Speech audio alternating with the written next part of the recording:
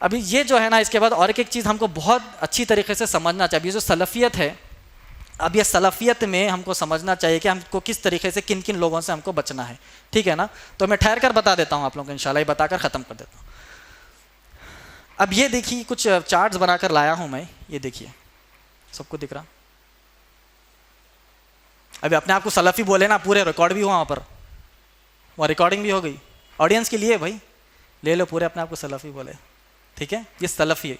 अब ये देखिए ना, सबसे पहले क्या है, ISIL, Islamic state of Iraq and Leivand, इसको दूसरी तरफ से ISIS भी कहा जाता है। क्या है ISIS? हाँ, इराक एंड सीरिया। इसको क्या कहा जाता है? टेररिस्ट ऑर्गेनाइजेशन कहा जाता है, मालूम है ना। इनका अकीदा क्या है मालूम? सलफ़ी। अब भी बोले ना अपने आप को सलफ़ी। अगर कोई इंटोग्रेशन ऑफिसर आके पूछे, IB का, इंटेलिजेंस ब्यूरो का ऑफिसर आके बोले तुम अब भी अपने आप को सलफ़ी बोले, और हमको मालूम कि ISIS वाले सलफ़ी है, अब तुम उनकी शाखें हैं क्या यहाँ पर? है। दूसरा, अबू बकर अल बगदादी, इनका पहला खलीफा, इसका अकीदा क्या है? सलफ़ी। अरे बोल के गलती करा क्या भाई मैं सलफ़ी? बोल के गलती करा क्या? चलिए, तीसरा, ये इनको जानते हैं, हाफिज सईद, जमातुद दावा, लश्कर तैयबा, इनका अकीदा क्या है? अहले हदीस सलफ़ी। अरे बहुत बड़ी गलती कर दिया भाई सलफ़ी बोल के। हाँ, बहुत बड़ी गलती कर दी क्या सलफ़ी बोल के? अब भी जब से बोले ना सलफ़ी सलफ़ी, अब निकल रहा चिजरा। ये पूरे अपने आप को क्या कहते हैं? सलफ़ी। उनका ऑर्गेनाइजेशन लश्कर तैयबा, जमातुद दावा, हाफिज सईद। आइडियोलॉजी पढ़िए भाई, आइली खतरनाक निकल गया। हाफिज सईद, जो इंडियन मीडिया कहती है कि 26/11 के बॉम्ब ब्लास्ट के मास्टरमाइंड है, आइडियोलॉजी सलफ़ी निकल गए। हाय, अब पूरी रिकॉर्डिंग में मैं क्या बोला? अभी मैं सलफ़ी हूँ, ठीक है। नीचे, जमातुल मुजाहिदीन बांग्लादेश, आइडियोलॉजी सलफ़ी हो गया ना। उसके बाद 700 हिजरी में जो शेख का नाम लिया, क्या नाम है इनका? इब्ने तैमिया, शेख इब्ने तैमिया, जिसको हम माशाल्लाह बहुत बड़े शेखुल इस्लाम कहते हैं ना, उनका क्या है आइडियोलॉजी? सलफ़ी। अब ये सब पढ़े बाद शेखुल इस्लाम को पढ़ूंगा तो क्या समझ में आता मुझे? कि शेखुल इस्लाम नऊज़ुबिल्लाह मिनज़ ज़ालिक, शेख इब्ने तैमिया, ये पूरों के मास्टर है। वही बात समझ में आएंगे ना। एक कॉमन नॉन मुस्लिम को जाके मैं चार्ट दिया, ये पढ़ लो भाई, तो बोलेंगे कि पूरे एक ही दिख रहे, पूरे एक ही कैटेगरी के दिख रहे। ये हाफिज सईद, ये जमातुद दावा, ये लश्कर तैयबा, और ये कौन कौन है यहाँ पर? जमातुल मुजाहिदीन बांग्लादेश, ये सब के सब सलफ़ी निकल गए और पूरे यहाँ बैठ के सलफ़ी बोले, और CCTV में रिकॉर्ड हो। तब क्या है इनका मसला? ठीक है, दूसरा भी बताता हूँ। तो इनका मसला ये है कि ये असल में जो है ख़वारिज है। इमामत का मसला याद है पहले क्या बोले? अबू बकर सिद्दीक़ रज़ी अल्लाह ताला अन्हु को, अली रज़ी अल्लाह ताला अन्हु को देना चाहिए था इमामत और खिलाफत। तो यही है, ये शख्स ने खिलाफत उसी तरीके से कायम की, लोगों को मार मार। खिलाफत ऐसे कायम करना है, लोगों को मार मार कर। तो ये पूरा विकीपीडिया का है ना, इसीलिए मैं विकीपीडिया लिख के लाया। प्रिंट करने भी जब भिजाया ना मैं, तो ये पूरे ईमेल में अटैच करके ईमेल में लिखा कि this printing is for lecture, show करके बताना है, to show to the audience and specially youngsters there to be away from this people. सिर्फ मैं अपलोड करके भिजा दिया, समझो, टेक्स्ट कुछ भी नहीं है ईमेल में। तो मैं भी जाता हूँ, प्रिंटर भी जाता, इतने बड़े बड़े नाम है ये।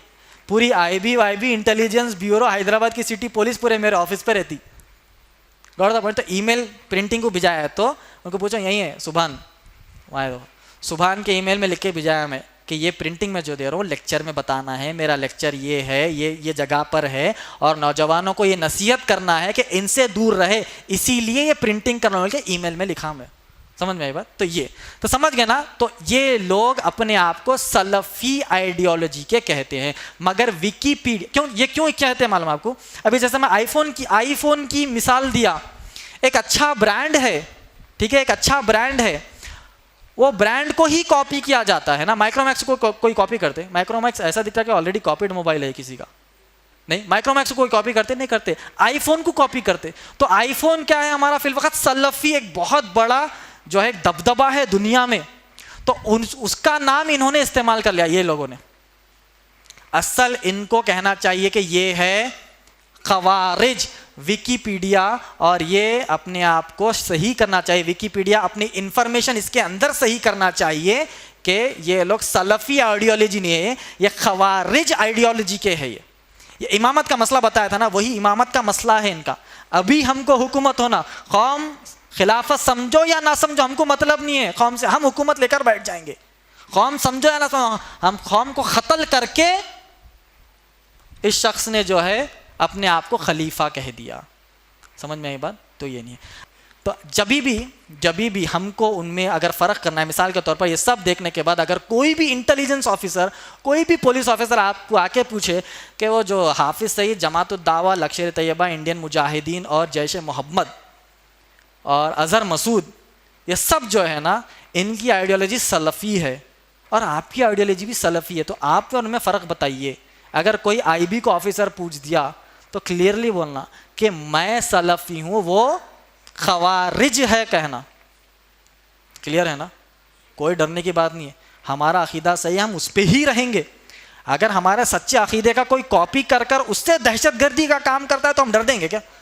अगर कॉपीड मोबाइल में खराबी निकली तो ओरिजिनल आईफोन वाला डरता नहीं? डरता। उन्हें बोलता मेरा तो ब्रांड है, कॉपी क्या भाड़ में, मैं तो ब्रांड ही रखूंगा। कॉपीड वाला मोबाइल खराब हुआ तो आईफोन अपना नाम चेंज करता नहीं? करता। आईफोन ही रखता। कॉपीड वाला ब्लास्ट भी हो जाए फोन तो आईफोन अपना नाम वही रखेगा। कॉपीड के डर से आईफोन अपना नाम चेंज करता नहीं? करता। कॉपीड के डर से अपना नाम कोई चेंज करेंगे? ये कॉपीड के डर से अगर कोई आके बोले हाफिज सईद का आइडियोलॉजी भी ये सलफ़ी है और तुम्हारी आइडियोलॉजी भी सलफ़ी है, दोनों में क्या फ़र्क है? मेरे को ऐसा दिख रहा, तुम्हारी दाढ़ी बहुत बड़ी दिख रही, तुम इसके साथ ही दिख रहे, क्या बोलते? बोलते कि मैं सलफ़ी हूँ, ये खवारिज है। क्लियर है ना पूरे नौजवान इधर? कोई पुलिस ऑफिसर आके बोला तो कोई डरने की ज़रूरत नहीं है, कोई डरने की ज़रूरत नहीं है। हम डंके की चोट पे बोलेंगे हम सलफ़ी है, हम रहते मरते दम तक। और वो खवारिज है, उनके अकीदे ऐसे है जो कुरान के ख़िलाफ़ है बिल्कुल। नबी साहबा ने खिलाफत हासिल करने के लिए किसी का कत्ल और किसी को मारा नहीं है, कोई बम ब्लास्ट नहीं किया, किसी का कत्ल नहीं किया, किसी को जुल्म नहीं दिया। अरे नबी की हदीस तो ऐसी है कि अगर पड़ोसी तुम्हारा गैर मुसलमान भी है, अगर भूखा सोता है तो तुम ईमान वाले नहीं है कहा। अरे नबी की हदीस तो ऐसी है कि अगर बहते समंदर में, बहती नदी में भी हाथ धो तो पानी खराब मत करो कहा। तो पानी को खराब नहीं करो, ये हदीस बोलने वाले क्या खून को बहाओ बोलेंगे? बहती नदी में भी अगर हाथ धोते हैं तो पानी खराब करना नहीं यहाँ पर, ये हदीस है। तो ये हदीस बयान करने वाली शख्सियत क्या खून बहाओ बोलेंगी? तो ये कॉन्सेप्ट हमको इंशाल्लाह अच्छी तरीके से समझना चाहिए।